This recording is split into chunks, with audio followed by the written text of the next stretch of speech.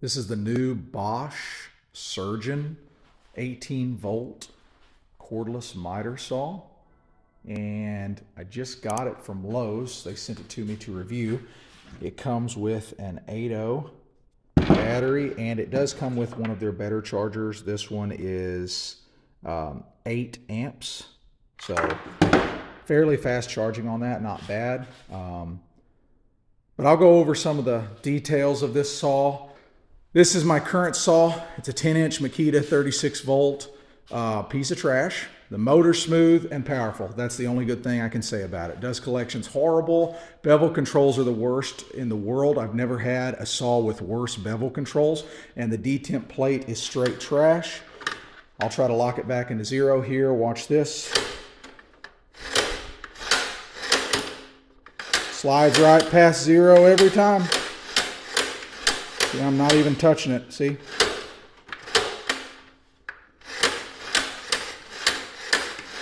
Terrible detemp plate. Saw's a piece of trash. I could not say enough bad things about this particular saw. Now the stand, this is the Bosch T4B gravity rise stand. This is my favorite stand. I've had quite a few other stands. This is my favorite one, specifically because it folds up nice and compact and it's on wheels. I understand if you don't have a cargo trailer or if you've got a van, this might not be the setup for you. I have a cargo trailer with a ramp, so when I get done with the saw, I just fold it up and wheel it into the ramp. So that's another reason why I like the stand, but also take that into consideration as I go over this saw. That one's definitely lighter. It's a 10-inch saw. It's smaller. This is a heavy saw. I think it's 59 pounds, but that does not bother me because I'm on a rolling stand.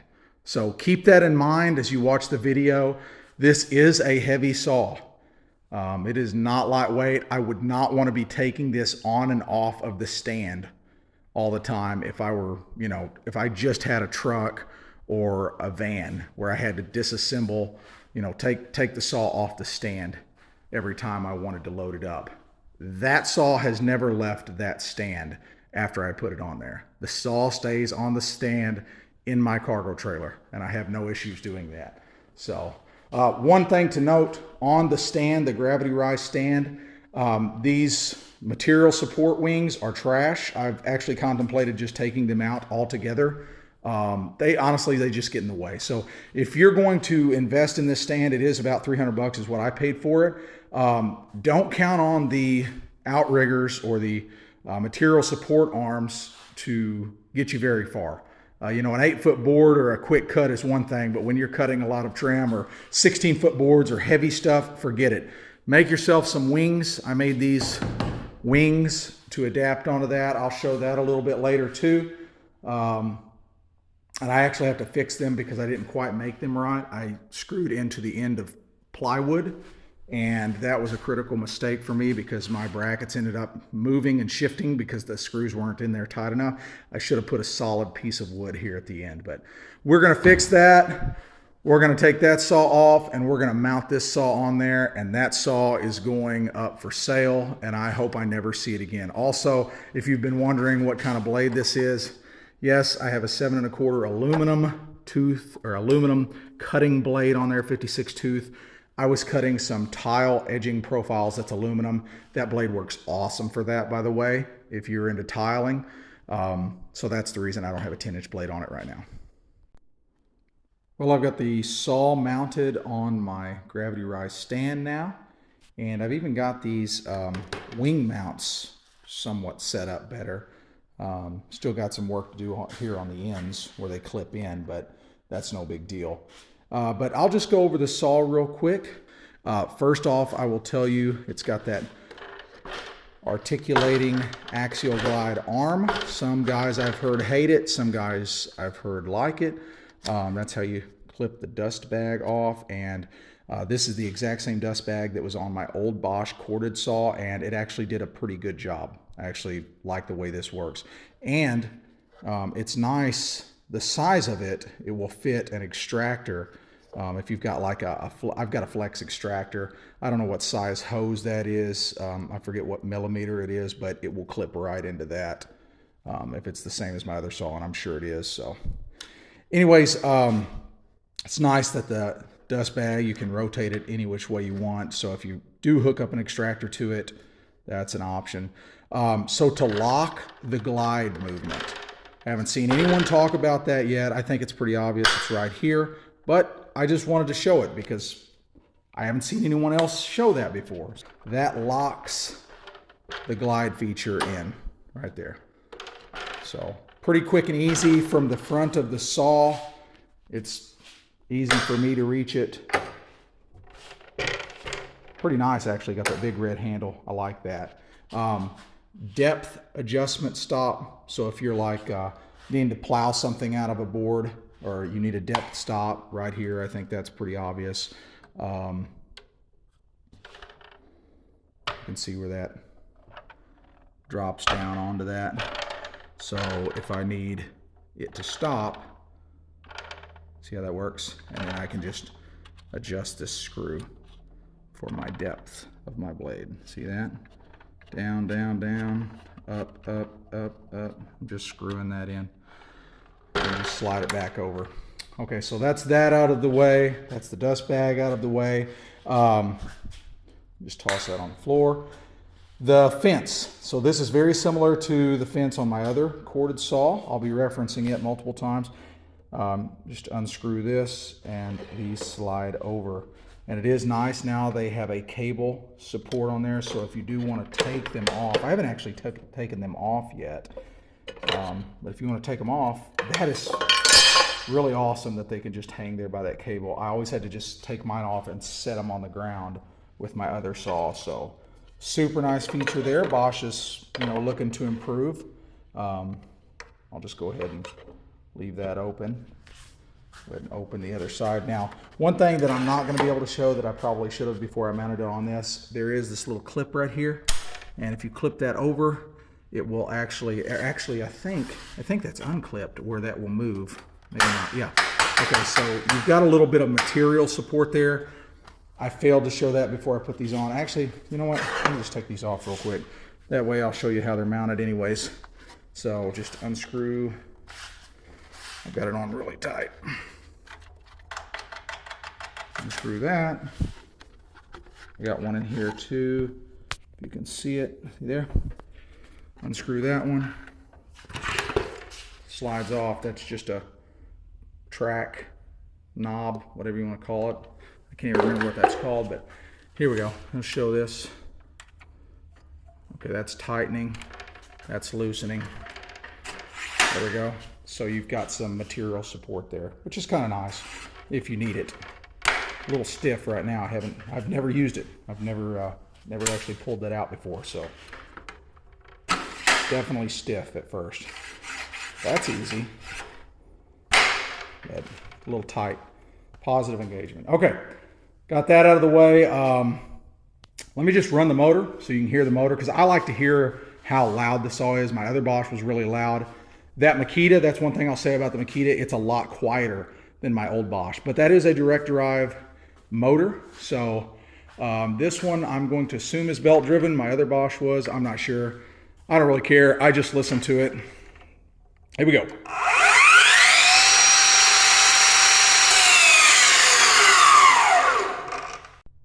Okay, so here we go. Got a little piece of 1x. So I'll crank it up. Now you can see the lasers. Kind of cool. I don't really know exactly what they call that. If that's I don't think that's a shadow line laser. I just think there's a laser on either side of the blade. So kind of a nice feature. Shows you exactly where you're going to cut. Don't know how much I'll pay attention to that necessarily. I always like to look at the blade, but it is there. Also, it's got this nice LED light that kind of lights up the surface. I can see that coming in very handy.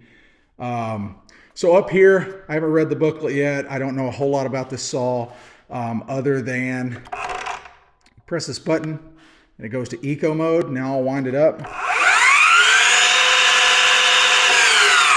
So you're supposed to get more cuts per charge on eco mode.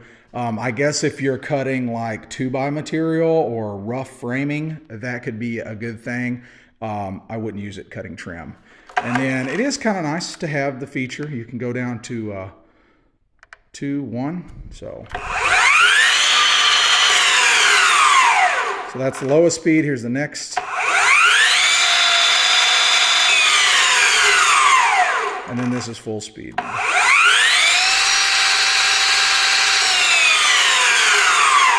So you can certainly tell the difference in the speed ramp up. Here's the battery gauge indicator right there in your face when you're working on the saw. Nice and bright. I don't like to let my batteries get too low before I charge them. We'll just go ahead and cut this. One-handed, I know that's a bad thing, but this is for YouTube.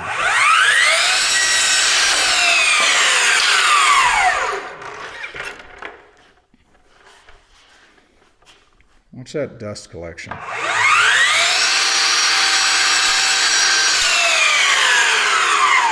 Pretty impressive dust collection. We'll see how it does when I hook up. That's just the vacuum that I keep in my garage. We'll see how it hooks up to an actual extractor, see how much dust this thing gets for like working in occupied spaces or where you don't want to clean up. So it's nice. So far you can see that it's doing its job, these dust chutes. What else? There's one more big thing that I want to show. Oh, obviously this is how you lock it. So there you go. That locks the head of it down. Pull that out. There you go. Okay, detemp plate. Detemp plate is really nice and positive. You can see these big connections here. I'll just show you. I'm just going to barely move it. Locks in very positive. Very positive stops. Nice and accurate. I love that. Just like my old Bosch. This is just like my corded Bosch. So very nice, positive locking detemp plate, unlike that piece of trash over there. All right, so I saved the best for last, or at least the best for me, the bevel controls. No one on YouTube that I have found has shown this. There's probably someone out there that has shown it. I just haven't found it, so I'm showing it. Every single video I clicked, nobody ever showed the actual bevel controls. Oh, they showed them beveling, but they never actually showed them how you use this bevel system. None of them that I found. So I'm going to step you through it step by step because I bevel crown. I cut my crown on the flat, so I'm beveling constantly back and forth. It's a big deal for me. Let me set it up and I'll show you. Okay, first things first with this bevel control. This is the part that I was most interested in. This lever right here, you just pull this lever up and it is fairly stiff. You can hear that click. Now, I can push to the left side all the way over to 45. I don't know how to get to 47. I haven't got that far yet. You can probably, I'm sure you can get to 47. It's marked on there. I don't care about that. I rarely cut that far, so I'm not going to show that yet. But anyways, so there you go. There's how you bevel to the left. Now, you're wondering how to bevel to the right. Let me take you around here. You've got this little funky control thing. Not a huge fan of this, but it is something. See how easy that was? It's not a big deal, you know. And then when I lift it back up, listen for the click. There you go. See that? There we go. Now I can lock that down. We'll do it again. I'll pull up. I push to the left just a little bit. There we go. I'm going to pull back up. Boom. Okay, so that's how you bevel left and right. Now, this is what I'm even more interested in, and no one showed this. It drives me crazy. I'm going to pull up on my lever here. I'm going to bevel to the left just a hair. This right here. You pull out, twist it. Now watch. There we go. 33.9 degrees. That's your positive stop for cutting crown on the flat for that specific spring angle. It's not for a 45 spring angle. That's for a 51, 30, whatever. I can't remember.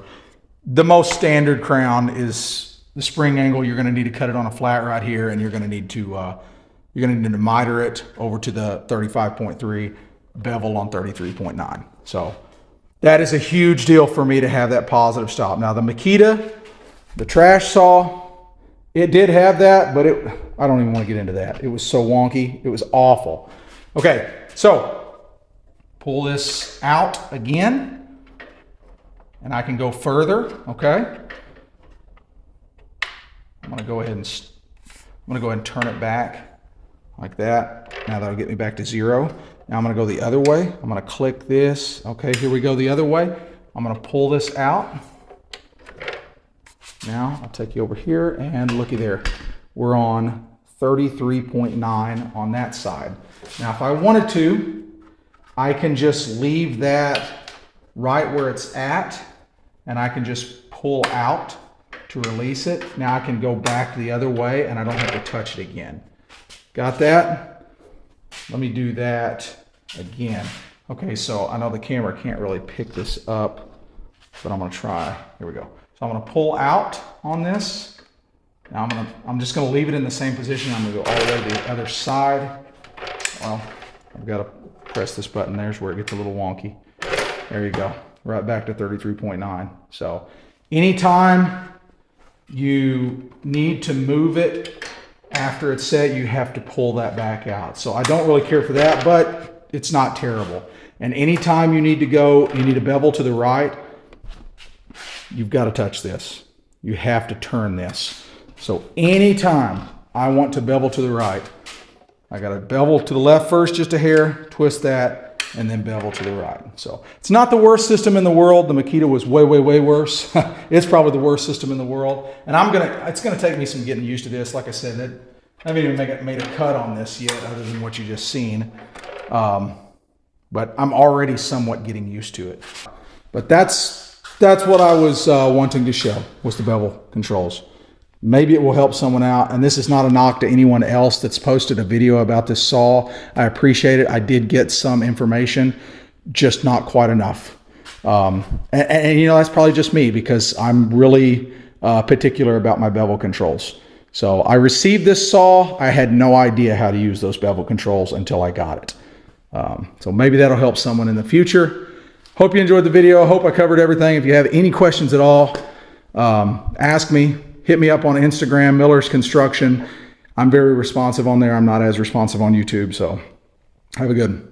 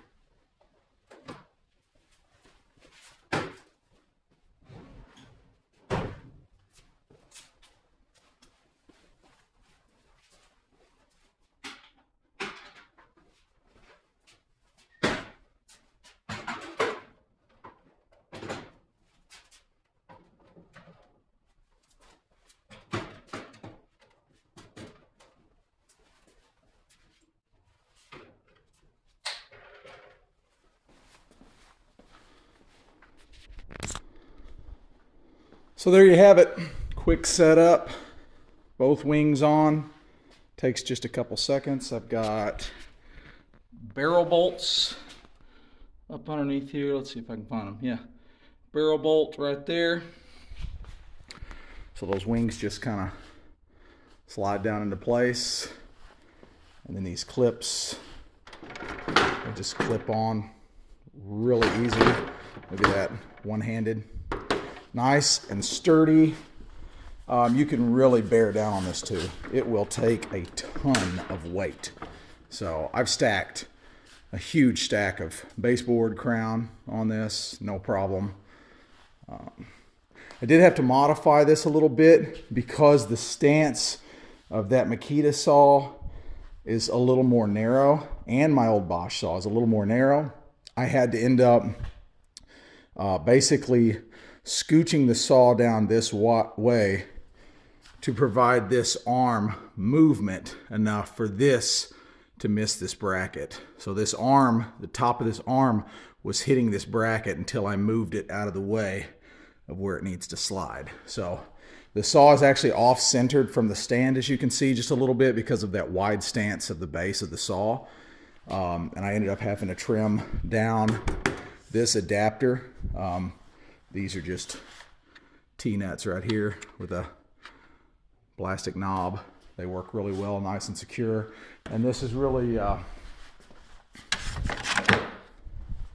really nice and level here.